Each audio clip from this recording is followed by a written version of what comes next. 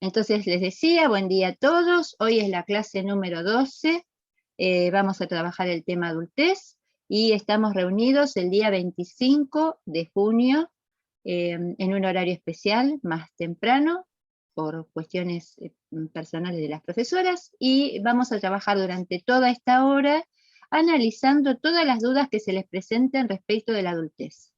Lo que nos parece importante poder como encuadrar respecto de la adultez, que además de que es el periodo más largo de la vida, que dura desde el momento en que se calcula que comienza, cuando finaliza la osificación como parámetro biológico, y cuando uno como sujeto logra lo que para Piaget y otros autores es la exogamia, es decir, la posibilidad de empezar a tener una vida autónoma de su familia de referencia. ¿Mm? Ese sería, digamos, como el parámetro desde lo psicosociológico que marca este inicio de la adultez. Es decir, cuando uno puede empezar a desarrollar su propio proyecto de vida a partir de su autonomía económica y demás. Por eso es que a veces no coincide necesariamente el parámetro que usamos desde lo biológico con el parámetro que usamos desde lo psicosocial, ¿no? Porque muchos de ustedes quizás ya tienen 25 años o más y están viviendo con todavía algunos dirían en el seno materno, y podríamos decir en realidad en la familia de origen.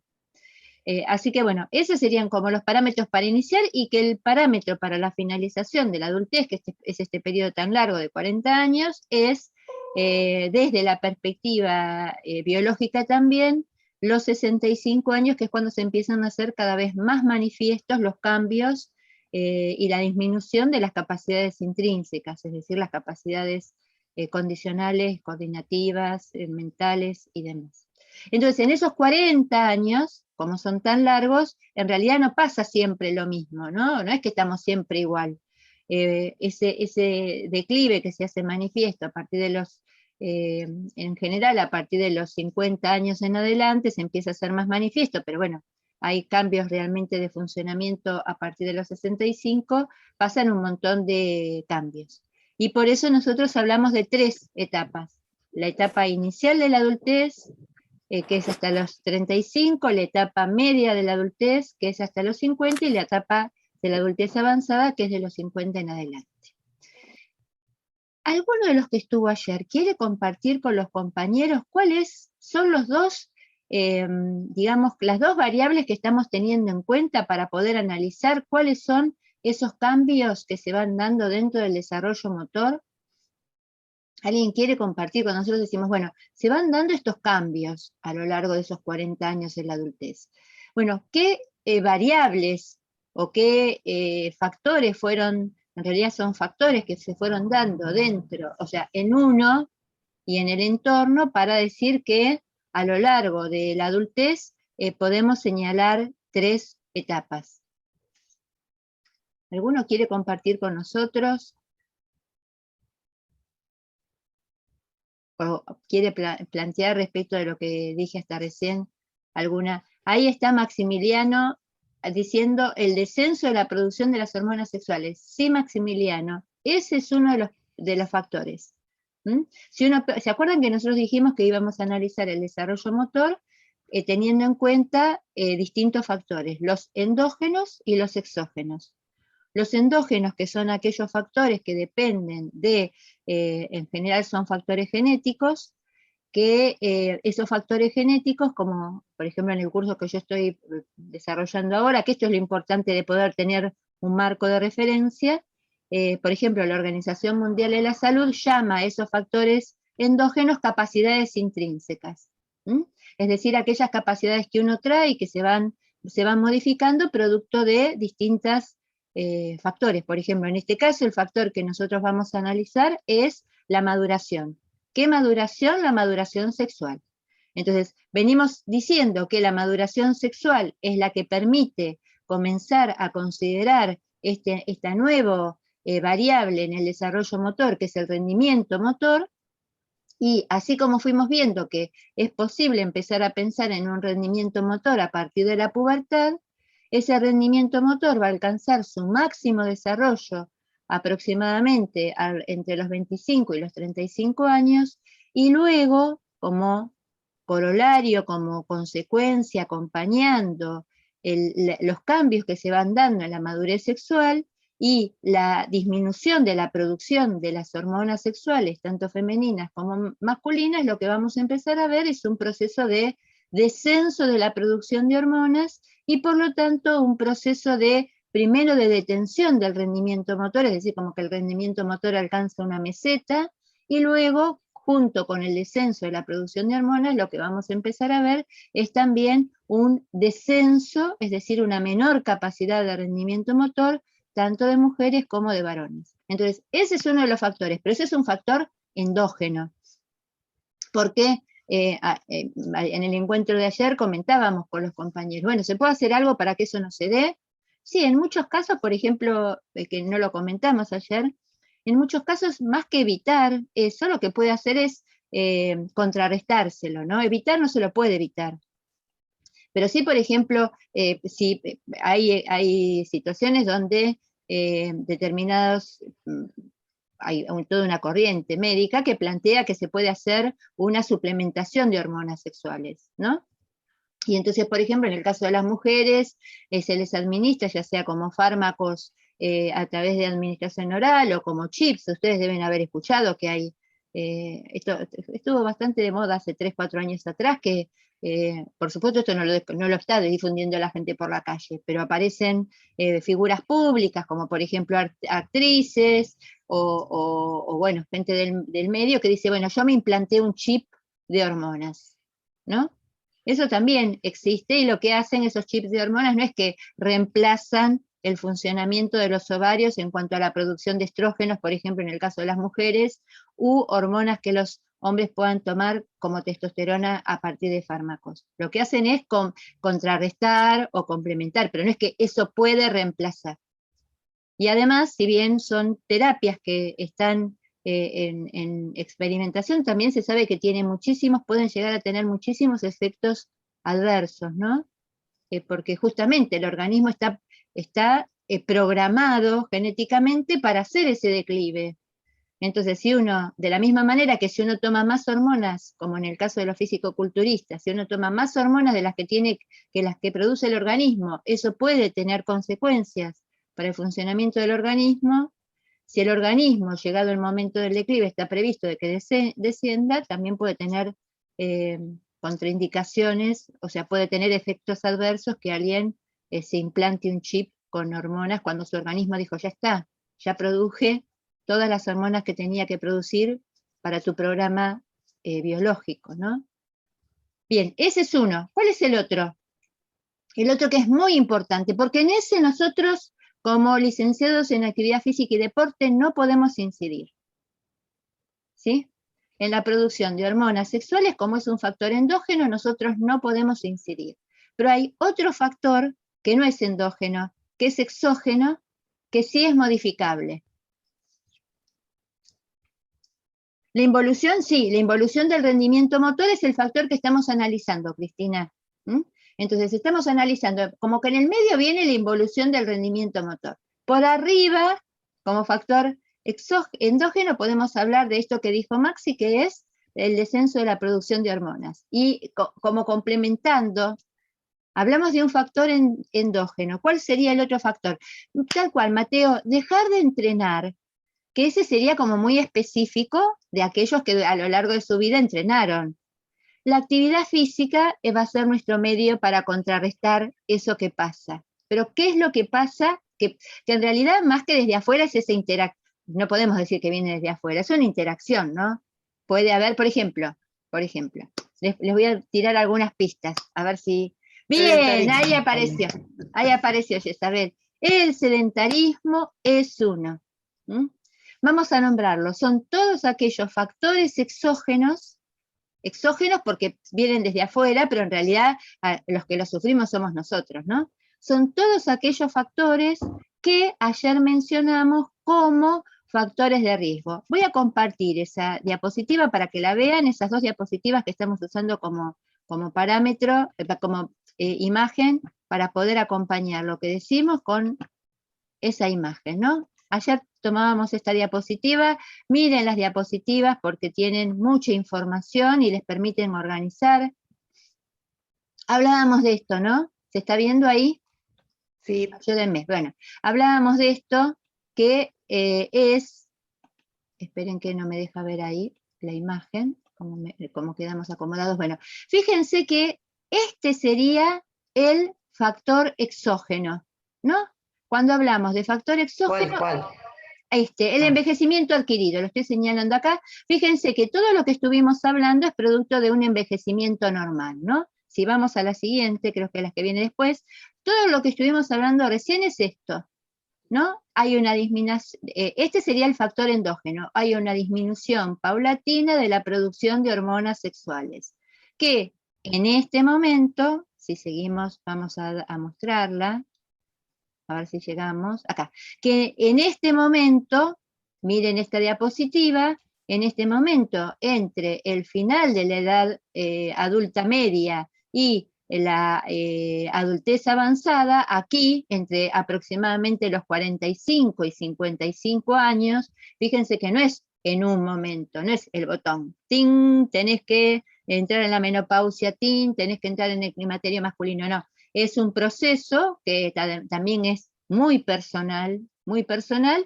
Algunas mujeres entran en la menopausia temprana a los 45 años y otras mujeres entran en la menopausia en los 50 y dejan de menstruar a los 55, ¿sí? Algunas dejan de menstruar a los 45, otros dejan de menstruar a los 55. Y algunos hombres empiezan a tener disfunción eréctil, que es la manifestación equivalente a la falta de sangrado en las mujeres, son las manifestaciones que empiezan a darse en la disfunción de la posibilidad de erección del pene, sería como el equivalente de los varones. Esas son señales, o la falta de deseo sexual, o dificultades para la eyaculación y demás. Bueno, esos son los factores, las manifestaciones equivalentes, y por supuesto las mujeres también tenemos otras, pero la más evidente de que estamos en plena menopausia es que dejemos de tener menstruación. Entonces, ese sería el factor endógeno,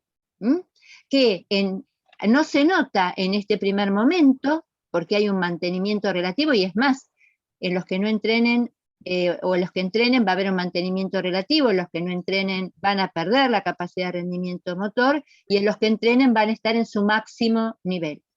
¿Sí? Medio para los que entrenen, para los que hagan algo de actividad física, máximo para los que entrenen, y empiezan a perder rendimiento motor los que no entrenan. Va a empezar a haber una reducción progresiva, es decir, ya no vamos a tener rendimientos motores máximos, salvo excepciones, y al inicio, hasta los 40 años, y luego de la menopausia lo que vamos a notar, y perimenopausia lo que vamos a notar, y andropausia es un descenso marcado, por eso hablamos de reducción acentuada. Eso es lo intrínseco, lo endógeno. Pero, volvemos para atrás, a ver si así hago más rápido, desde acá. Si volvemos para atrás, vamos a esta diapositiva. Estos son los factores exógenos. ¿Cuáles son? Jezabel nombró uno. Jezabel dijo sedentarismo.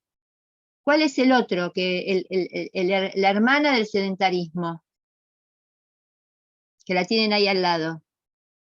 La inactividad física. No es lo mismo hablar de inactividad física, esto ya lo comentamos ayer, que del sedentarismo. Pero también está la mala alimentación, también están las adicciones, también está la falta de descanso, los vínculos que establezcamos, o la falta de vínculos sociales, y lo que se llama estrés, que es nuestra capacidad de respuesta y de adaptación frente a los estresores, tanto interno como o a las situaciones de tensión, tanto externas como internas. Entonces, fíjense que eso nosotros lo llamamos factores exógenos, es decir, que vienen desde afuera, porque son que tienen que ver con nuestros hábitos.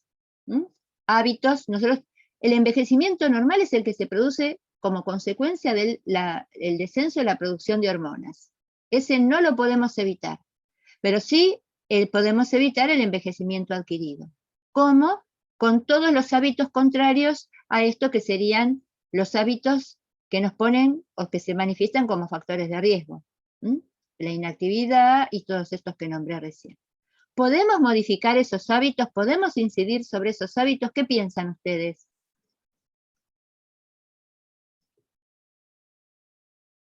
Sí, se puede. Sí, totalmente. Sobre esos hábitos sí podemos incidir nosotros. Tal cual. Sobre esos hábitos pueden incidir ustedes, y además ustedes saben que en general está investigado, hay evidencia, que cuando alguien comienza a hacer actividad física, en general la actividad física tiene una correlación positiva con otros hábitos, como por ejemplo la buena alimentación.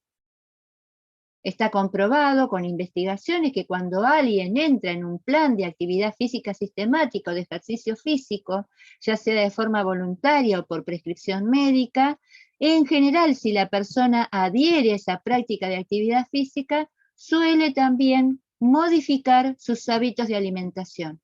Sobre todo cuando empieza empieza a participar de un programa de actividad física producto de alguna patología, ya sea obesidad, hipertensión arterial o diabetes. ¿Por qué? Porque en muchos casos el razonamiento de algunas personas, otras no siguen comiendo igual, o dicen, bueno, total, después voy al gimnasio y lo gasto. Suele ser un razonamiento, sí voy y lo gasto. Bueno, en otros casos las personas, lo que se ha estudiado es que las personas empiezan a pensar que a partir del esfuerzo, no necesariamente aquellas personas que adhieren por placer, sino aquellas personas que adhieren por obligación, suman, ¿no? Pueden hacer esta asociación entre la obligación de hacer actividad física con, bueno, tanto esfuerzo estoy haciendo para hacer actividad física, bueno, ¿cómo no me voy a esforzar también para poder controlar mi alimentación y lograr esta sinergia tan beneficiosa para contrarrestar el envejecimiento adquirido, ¿no? Bien, esos son entonces factores endógenos y factores exógenos. Esa sería como la presentación de la adultez, digamos como el marco.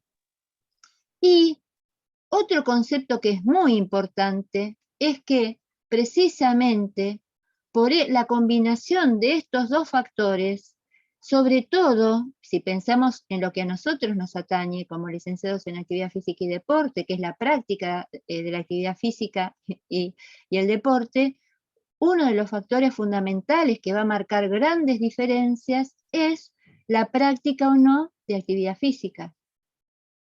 Ustedes piensen, si además de todos esos factores nos encontramos con personas que a los 25 años siguen haciendo actividad física o no, lo mismo a los 35, a los 40, a los 45, entre todos esos otros factores, más la evolución que va teniendo sus hormonas sexuales, más la posibilidad de seguir haciendo o no actividad física, va a hacer que nos encontremos con personas que sean totalmente heterogéneas, ¿no? Gladys, Sí. en ese sentido, hace unos años la recomendación que se daba, digamos, médica, era salga a caminar 30 minutos por día y con eso se garantiza lo que está diciendo la profesora de la actividad física. ¿Y por qué cambió, no cambió? Me parece que eso es interesante y que está vinculado con esto que estás diciendo, ¿no?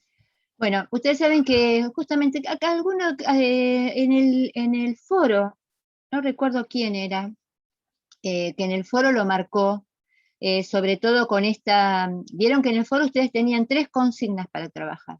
Una que era la relación entre actividad física y obesidad, un texto de la doctora Patricia Sangenis, un segundo texto que hablaba sobre el retiro deportivo, y un tercer texto que hablaba de la mediana edad. En ese primer texto de la actividad física y la obesidad, allí Patricia Sangenis, quienes no lo leyeron, les volvemos a insistir que es muy interesante que ustedes puedan leer o acceder a esas lecturas complementarias, que no necesariamente porque sean artículos periodísticos, son artículos vulgares, no son artículos de opinión, son artículos donde se consulta a profesionales de la salud o a profesionales psicólogos, o son artículos de difusión científica. Entonces les pedimos por favor que los lean. En ese artículo Sangenis justamente plantea un cambio en la concepción del entrenamiento, que es empezar a pensar en los beneficios de la ejercitación de la fuerza. Y lo que está comprobado que ejercitar la fuerza puede resultar muy beneficioso, por ejemplo, para tratamientos en la búsqueda de descenso de peso, ¿no? Porque justamente el tipo de trabajo que se hace a partir de la contracción que genera los ejercicios de fuerza, no solamente permiten que el músculo tenga un gasto calórico inmediato, es decir, mientras que se está haciendo la contracción muscular, sino que por el tipo de estimulación que genera el trabajo de fuerza, está comprobado que ese consumo de calorías sigue dándose inclusive después de la realización del entrenamiento de fuerza. Entonces, por ejemplo, está indicado en este momento a quienes les interese, busquen bibliografía, hay infinidad de bibliografía, que no es precisamente el tema de esta materia, es muy probable que ustedes ese tema lo vean en 2 materias en la carrera, uno que es principios del entrenamiento, y sobre todo en otra materia que se llama actividad física, salud y calidad de vida, donde van a ver justamente patologías. Fíjense que nosotros en general no hablamos de patologías, ¿no? En salud, actividad física y calidad de vida, ustedes, o actividad física, salud y calidad de vida, ustedes van a ver patologías, cómo la actividad física puede ser un medio de salud. Entonces, por un lado, la actividad física está, ese tipo de ejercicio físico de fuerza, porque lo que tenemos que diferenciar, que eso ahora lo vamos a terminar con esta idea, y analicémoslo, tenemos que diferenciar entre actividad física y ejercicio físico.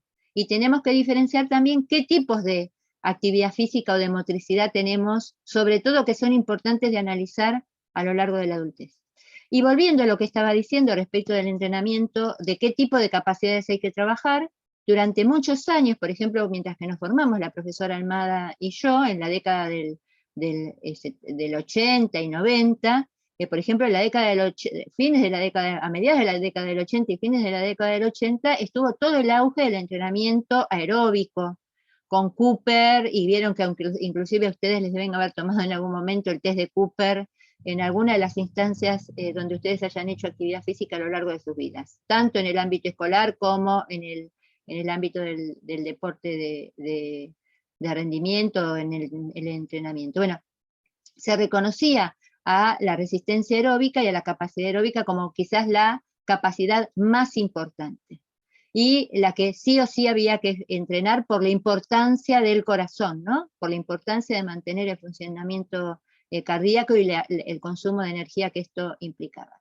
Y en los últimos años, sobre todo yo diría que desde la década, o al menos que nosotros podemos acceder a esa información, en las últimas décadas, yo diría que del año 2000 para acá, fundamentalmente del año 2010 para acá, y sobre todo, desde mi perspectiva, estas son cuestiones que nosotros empezamos a investigar en los últimos años, podríamos decir del año 2015 en adelante.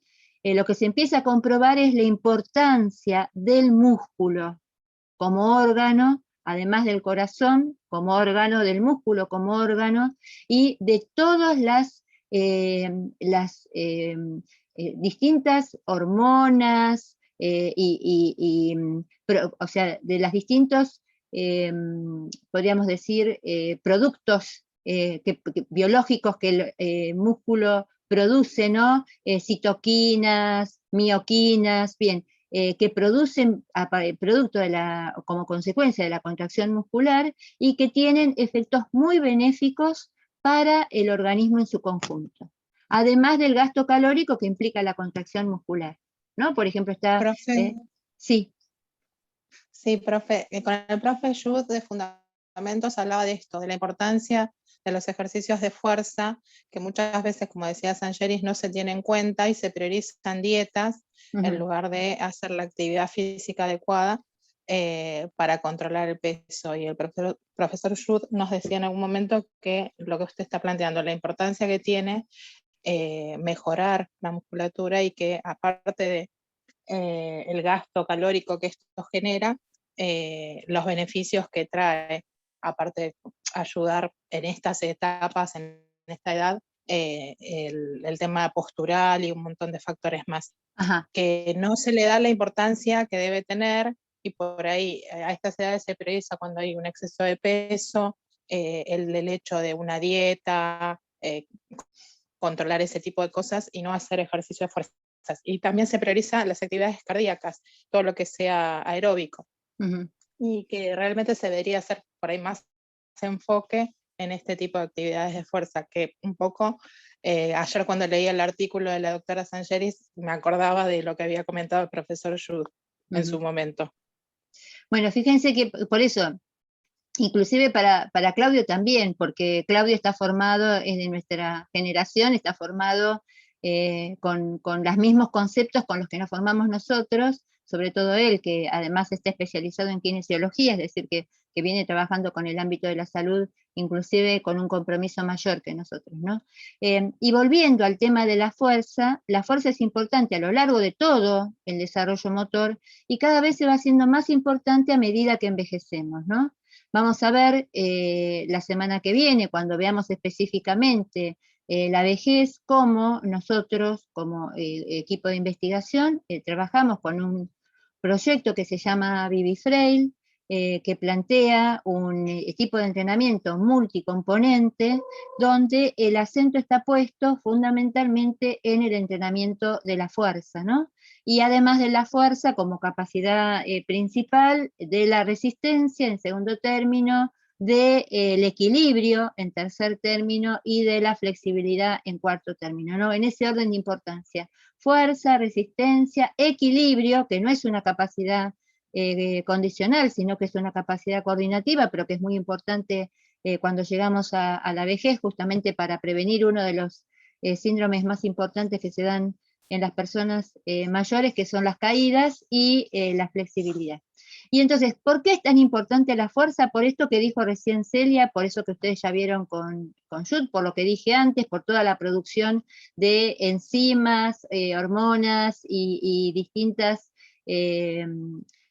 productos biológicos que se van dando dentro del músculo, que tienen incidencia no solamente en el músculo, sino en todo el organismo. Es más, se considera el músculo en este momento como un órgano endocrino, que tiene mucha importancia para enfermedades como, por ejemplo, para la prevención de enfermedades, o sea, el trabajo de fuerza permite prevenir y contrarrestar enfermedades como la diabetes, y también como la contracción muscular y esas citoquinas y esas mioquinas permiten contrarrestar procesos inflamatorios, que son los procesos que en general están en la base de distintas enfermedades. Entonces, este es un cambio de paradigma, porque además lo otro que es muy importante, y que esto ya empieza a pasar, esto ya empieza a pasar en la adultez avanzada.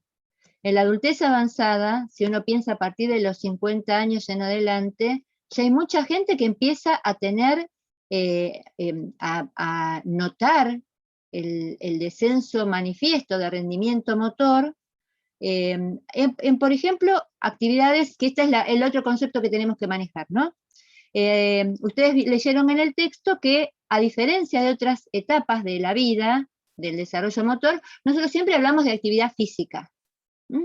Y hablamos de sus manifestaciones, del juego, del deporte, pero a partir de la adultez nosotros tenemos que empezar a hacer una diferencia entre lo que se llaman motricidad cotidiana, motricidad laboral, motricidad sistemática o actividad física sistemática o deportiva, y que cuando lleguemos, por ejemplo, a la adultez avanzada y a la adultez, a la vejez, vamos a usar otros conceptos como, por ejemplo, actividades básicas de la vida diaria. ¿Qué son las actividades básicas de la vida diaria? Es parte de esta motricidad cotidiana, es la que hacemos todos los días, y que cuando yo no la puedo hacer, cosas elementales, como por ejemplo, cambiarme, preparar mi comida, bañarme, ir al baño, ¿sí? Poder estar acá, tener una sensación fisiológica de orinar y no poder llegar al baño. Poder pararme para ir a calentarme un té. poder subir una escalera, poder lavar y colgar mi ropa. Bueno, esas son las que se llaman actividades que nosotros estamos viendo como motricidad cotidiana en términos de Meinel y que se consideran también actividades básicas de la vida diaria. Y lo que está comprobado es que es fundamental la fuerza, lo que nos permite precisamente es mantener la posibilidad de hacer esas actividades. ¿Por qué? Porque para hacer esas actividades lo primero que tengo que poder hacer es pararme. Lo segundo que tengo que poder hacer es sostener el peso de mi cuerpo sobre mis piernas, o sea, no solamente pararme, sino después mantenerme parado. Y otra cosa tan elemental como poder levantar, bajar los brazos y agarrarme de las cosas. Bueno, para poder hacer todo eso, ¿qué tienen que tener mis músculos? ¿Qué se imaginan? Fuerza. Fuerza. Entonces, si yo pierdo la fuerza de mis cuádriceps, si yo pierdo la fuerza de mis glúteos, si yo pierdo la fuerza de mis bíceps, pierdo lo que se llama, para la Organización Mundial de la Salud, una capacidad intrínseca fundamental, como es la movilidad, y una posibilidad como es la de mantener mi independencia funcional. Y si yo no tengo eso, ¿cómo voy a salir a caminar? ¿Cómo voy a mandar a...? Sí.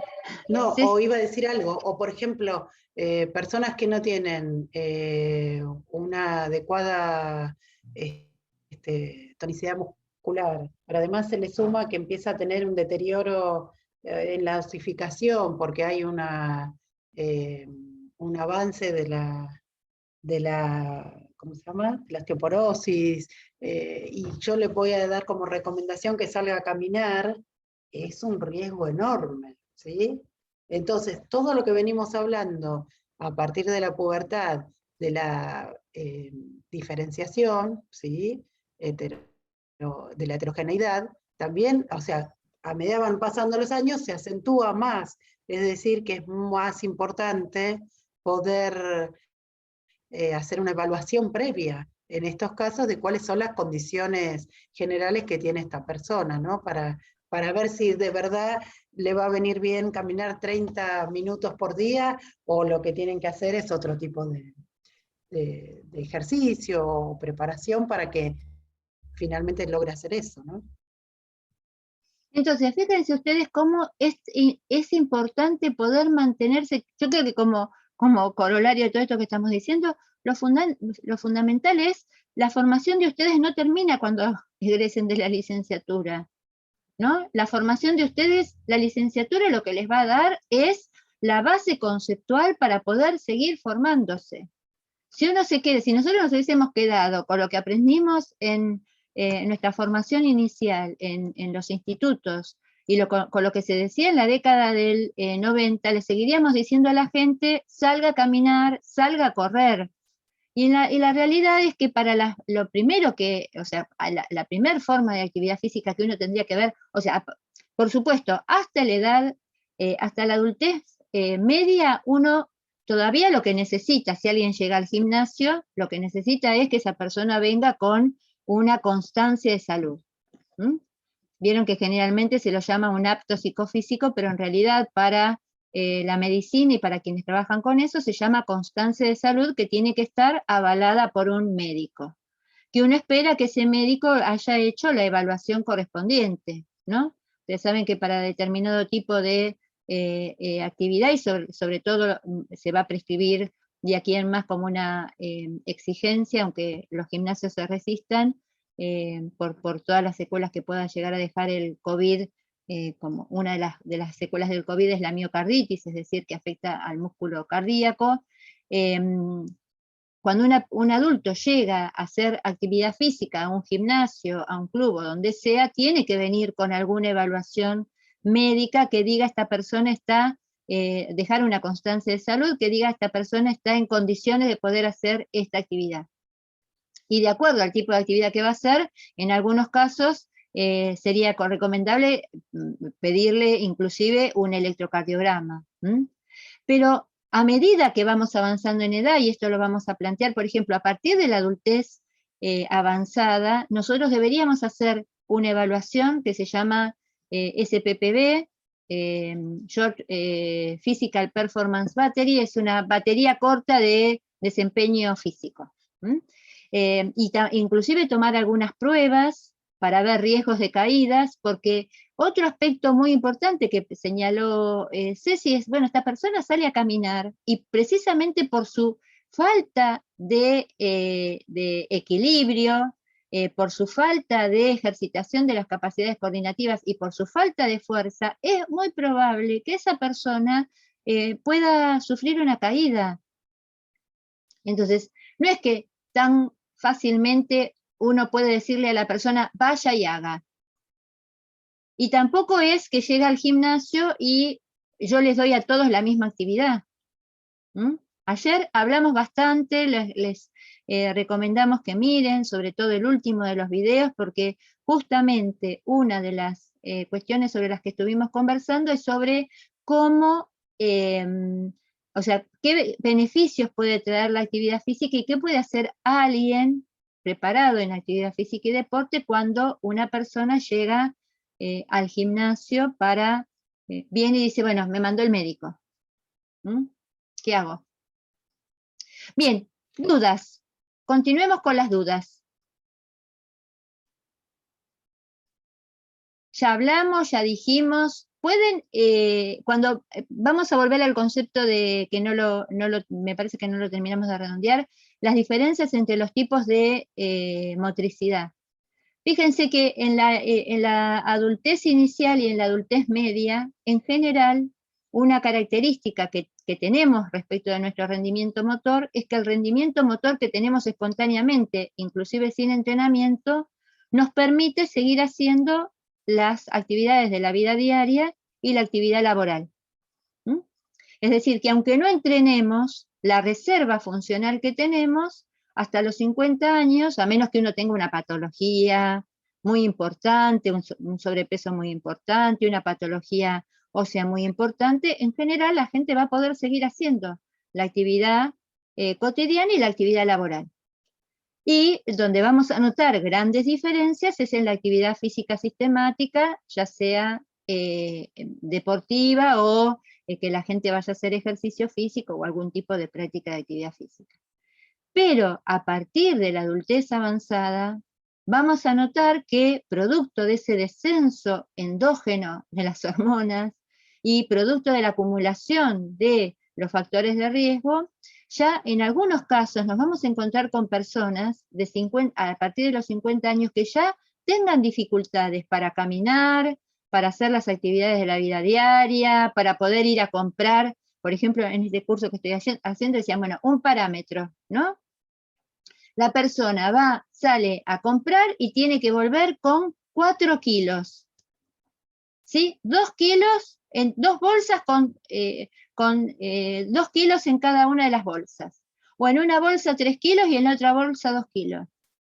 ¿Ustedes creen que es muy, o sea, quizás es difícil para ustedes imaginárselo, pero para una persona que está en pleno descenso de su rendimiento motor, con envejecimiento adquirido y sin práctica sistemática de actividad física, esa persona no se banca a caminar 2 cuadras con 2 bolsas que pesen más de 2 kilos o 2 kilos en cada mano. Entonces, esas son las cosas que tenemos que empezar a pensar como cuando uno habla de descenso, dificultades en la actividad cotidiana o en la actividad o en la motricidad cotidiana, de lo que estamos hablando es de eso, ¿no?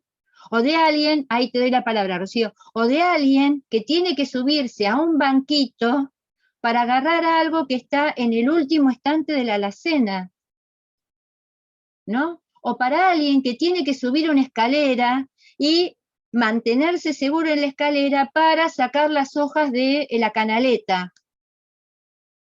No digamos un pintor, que es canchero, no, una señora en la adultez avanzada que tiene que subirse a sacar, y miro el techo que tengo que sacar las hojas mañana. ¿Sí? Me tengo que subir a la escalera, agarrarme la escalera, hacer fuerza, estar subida a la escalera haciendo equilibrio y fuerza al mismo tiempo. ¿Sí? Bueno, si no hay un mínimo de ejercitación sistemática, eso no me lo banco. Entonces, eso es lo que estamos pensando, ¿no? Cuando pensamos, o por ejemplo, pasarle el trapo, barrer y pasarle el trapo a todos los pisos de la casa. Bien, ibas a preguntar algo, Rocío. Sí, hola, profe. ¿Cómo te va, Rocío? Cuando hablamos de esta reserva que tenemos más o menos hasta los 50 años, que va descendiendo, ¿no? Para esta actividad física, en lo que tiene que ver con lo cotidiano, ¿influye también el tipo de rutina cotidiana que uno tiene? Porque recién justo con lo del pintor me dio el pie, porque una cosa es el que trabaja, por ejemplo, subiendo y bajando escaleras, o no sé, el que hace un delivery, y otra cosa es el que quizás está en una oficina sin moverse, o en su propia casa, que capaz que tenés un montón de actividades en tu casa, pero no te demandan quizás esto a diario.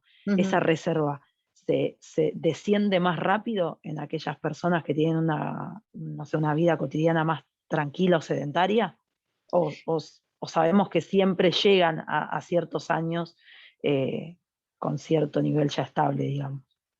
Mira, vos sabés que me preguntás esto y se me vienen a la imagen, dice que se me vienen dos imágenes. Una de una investigación que se hizo en Inglaterra del estado de condición física, porque bueno, así como nosotros, hay algunos conceptos que tienen significados semejantes y que van cambiando el enfoque a medida que vamos transitando en nuestra adultez y vamos avanzando hacia la adultez mayor, ¿no? O sea, hacia la vejez.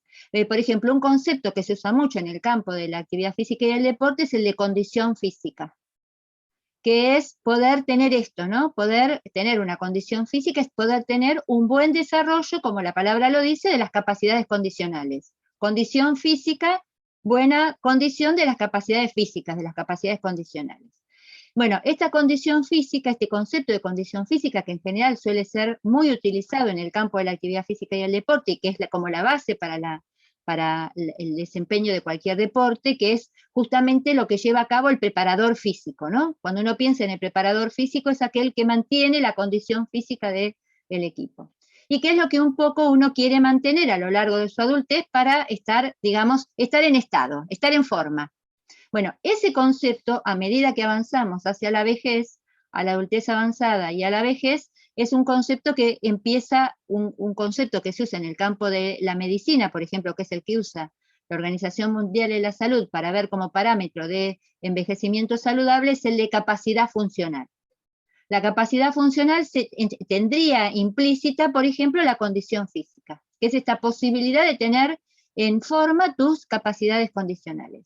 Un estudio que se hizo sobre la condición física de los carteros ingleses, se hizo un estudio de cuál era, por ejemplo, uno de los empleados del mundo que mejor estado físico tenía en el mundo eran los carteros ingleses. Se hizo un estudio en la década del 80. Y cómo a partir de que la forma de distribución de la correspondencia en Inglaterra cambió por otros medios, en lugar de caminar y de usar bicicletas como usaban, empezaron a usar medios de locomoción, o sea, autos y demás, o sea, no otros medios de locomoción, cómo fue un cambio drástico y cómo se empezaron a enfermar esos trabajadores, ¿no? Entonces, vos fijate cómo el tipo de actividad laboral que vos hagas, que está en relación con esto, puede ayudarte a tener una mejor condición física y augure una mejor capacidad funcional en tu vejez. Y cómo cuando se cambia la forma de algo, incide sobre tu condición física de esos trabajadores. Pero también tenés la contrapartida, ¿no? Y se me viene a la imagen un ejemplo que yo uso siempre, que es el del albañil que suele hacer las reparaciones en mi casa, Beto, para toda la familia, es parte de la familia, Beto. Beto es una persona de 50 años, 51, 52 en este momento, que vos lo ves y decís, wow, viste, un hombre de 50 años es un estado de forma maravilloso, pero está todo el tiempo con ingesta de corticoides, con aplicación de inyecciones, porque tiene su columna, su cadera, ahora tiene problemas en una de sus manos. Vos lo ves, te parece una persona, lo ves por la calle, ni siquiera le das la edad que tiene, pero sin embargo, el tipo de trabajo que viene haciendo de sobrecarga ha llevado a un desgaste de sus articulaciones y fundamentalmente de su columna, que vos lo ves y muscularmente está bárbaro por el tipo de trabajo que hace, pero la estructura, el aparato de sostén está o sea, demandado con actividades que fueron perjudiciales para él. Entonces, no, esto que te dijo Cecilia para mí es central, el concepto de heterogeneidad. Ahora, por supuesto, si vos tomás parámetros de Beto y tomás parámetros de un oficinista, de un bancario que está todo el día sentado, seguramente, y les tomás una batería de desempeño físico, seguramente te va a dar muchos mejores parámetros Beto que un empleado en una oficina. Entonces, ¿Sabés de qué me acordaba, Gladys? De un ejemplo que dio un colega nuestro, que es Jacob. ¿Te acordás que contaba que tiene más de 50 y que, bueno, se ve que se cuida un montón, que fue al gimnasio y que bueno, que no podía, no sé si era CrossFit o uno de estos entrenamientos que hacen ahora, funcional, y el que estaba a cargo de ese, él no podía hacerlo, no podía seguirlo, y la respuesta del profesor fue, bueno, espérame ahí al costado, cuando te recuperes seguí, ¿no? Y entonces ahí la heterogeneidad de la que está hablando Gladys, chao, arreglate solo, o sea, vos ya no, o sea, podemos interpretarlo de múltiples modos ese mensaje, bueno, quédate ahí al costado, ¿no? Quédate ahí al costado no tenés en cuenta la heterogeneidad y además tenés una serie de preconceptos que se supone que esta actividad no es para vos, ¿no? Es un poco, profe, estábamos hablando ayer con respecto al tema que nos tocó en nuestro grupo, de si viene una persona grande, cómo la convenzo y cómo no la margino y no la hago sentir mal y busco algo acorde a sus posibilidades y a sus gustos, ¿no?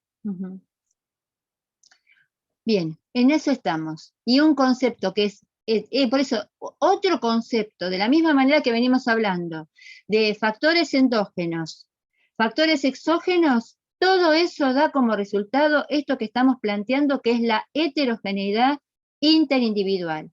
No hay una adultez, hay adulteces, ¿sí? De la misma manera que vamos a decir que este es un concepto de la vejez, no hay vejez, hay vejeces, ¿sí? Es decir, que nosotros nos podemos encontrar con alguien que a los 30 años o 34 años es Messi, que ayer los cumplió y hablamos de él, o nos podemos encontrar con alguien que a los 34 años, después de haber trabajado 10 años en el banco, va a hacerse un chequeo porque empieza a tener palpitaciones y el médico le dice, tenés hipertensión arterial, si no empezás a hacer actividad física, podés tener un episodio cardíaco antes de los 40. Y tienen 34 años, ¿no? Y la diferencia es que los factores de riesgo que llevaron a esa persona de 34 años a estar en riesgo cardíaco son modificables. Y parte, sí. Ahí Isabel te hace una pregunta. Dice, al tener la zona ósea dañada, ¿lo muscular es lo que lo mantiene relativamente bien? Y depende, ¿sí? Porque cuando hay un daño óseo muy importante, justamente lo muscular se puede ejercitar, lo óseo no se puede ejercitar, ¿no? Claro. Lo óseo, la única forma de modificar lo óseo es con ahí tiene la mano Cecilia, ahí vamos, Ceci. De la única forma que se puede modificar lo óseo es en algunos casos, con reemplazo de, ¿no? Saben que hay reemplazo de cadera, que hay reemplazo con prótesis de cadera y prótesis de rodilla, hay algunos suplementos que se pueden poner en la columna y hay otras zonas que no se pueden modificar, o sea que justamente lo óseo es una de las patologías más complejas. Sí se puede hacer esto que ustedes vieron con Jude, que Jude la tiene mucho más clara que nosotras porque trabaja de eso, sí se puede hacer rehabilitación.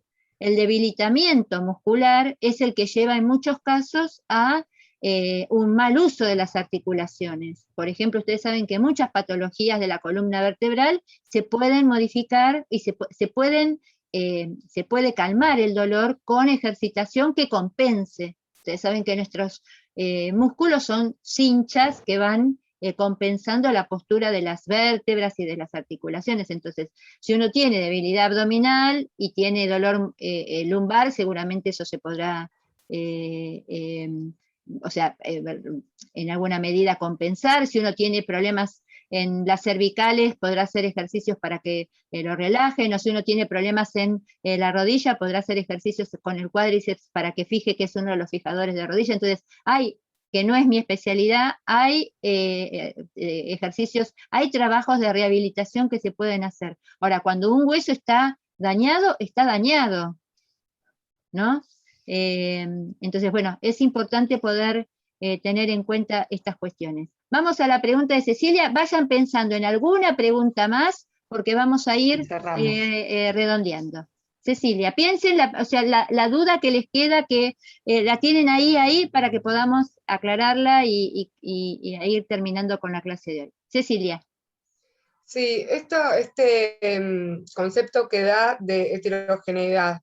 Sí.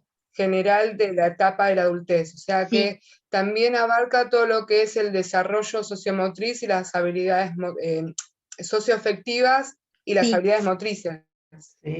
Sí. Abarca todo. Seguro, claro. Seguro. No podemos pensar solamente, o sea, nosotros estamos poniendo el acento, por eso, esperen que me distraje, que quiero entrar a la clase para que me empiece a contar algo que ustedes hacen.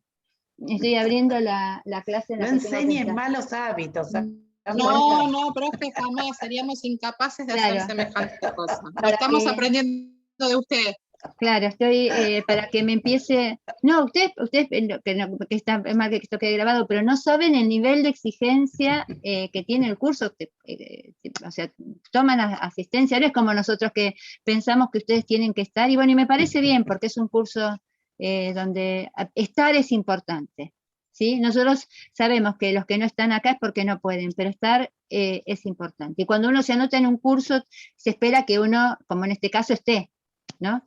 Bien, volviendo al concepto. Vos fíjate, Cecilia, que nosotros venimos insistiendo en que uno es una unidad, porque justamente si hay algo de lo que ayer hablamos, que vos que estuviste presente lo escuchaste, es cómo uno va haciendo el trabajo de ir tomando conciencia de este envejecimiento, porque en última instancia todo ese cambio que vamos viendo a partir de, espérenme un segundo, a partir de un segundito. Te doy un ejemplo, Cecilia, los invito a todos a hacer un ejercicio para pensar esta heterogeneidad interindividual. Toma una edad y un grupo, una edad dentro de, suponete, una edad como ejemplo, ¿sí? Poner 50 años. Y pensar en las personas que vos conocés de 50 años. Y pensar, por ejemplo, en capacidades cognitivas, capacidades socioafectivas, rendimiento motor, tipo de profesión, etcétera, ¿sí? Tipo de vínculos que establece. Podés ahí, te queda clarísimo con que tomes 2, 3 personas, te va a quedar clarísimo que esto que estamos hablando, ¿no? Para imaginarte esas personas como posibles alumnos tuyos, ¿sí? Sí. Estás muteada, Cecilia. Bien. Ceci, un segundito para sumar a lo que dice Cecilia. O sea, lo que ustedes tienen que pensar es que cómo esto va repercutiendo.